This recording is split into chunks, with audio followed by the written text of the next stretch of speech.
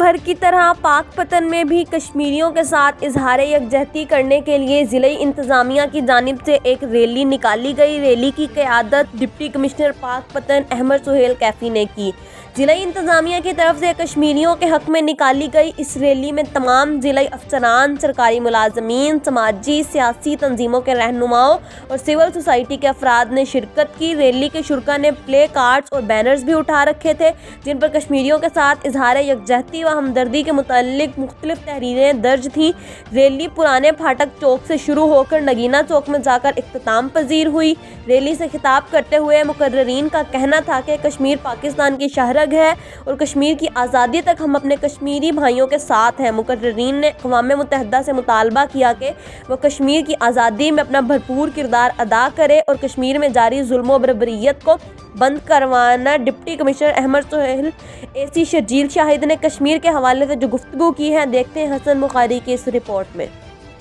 رحیم، آج کی ریلی کا مقصد یہی ہے کہ اقوام عالم کو باور کرایا جا سکے کہ جو کشمیری بہن بھائی ہیں ہمارے، ہم ان کے ساتھ ان کی جد و جہد میں کھڑے ہیں اور جتنی بھی بھارتی افواج کے مظالم ہیں، جتنی بھی بربریت ہے، جتنی بھی ناانصافی ہے، وہ جب تک ختم نہیں ہوگی تب تک ان کے ساتھ ہم کھڑے ہیں اور اپنی کشمیری عوام کے ساتھ، اور یہ جد و جہد جاری رہے گی جب تک کہ کشمیر پاکستان کا حصہ نہیں بن جاتا۔ جب جہتیہ کشمیر کے طور پر پورے ملک میں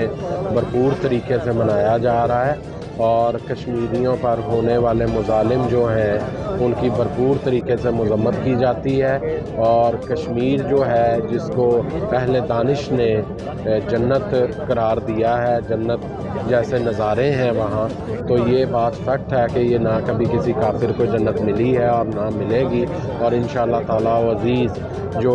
ہمارے کشمیری بھائیوں نے قربانیاں دی ہیں ان کا جو ہے آپ دیکھیں گے کہ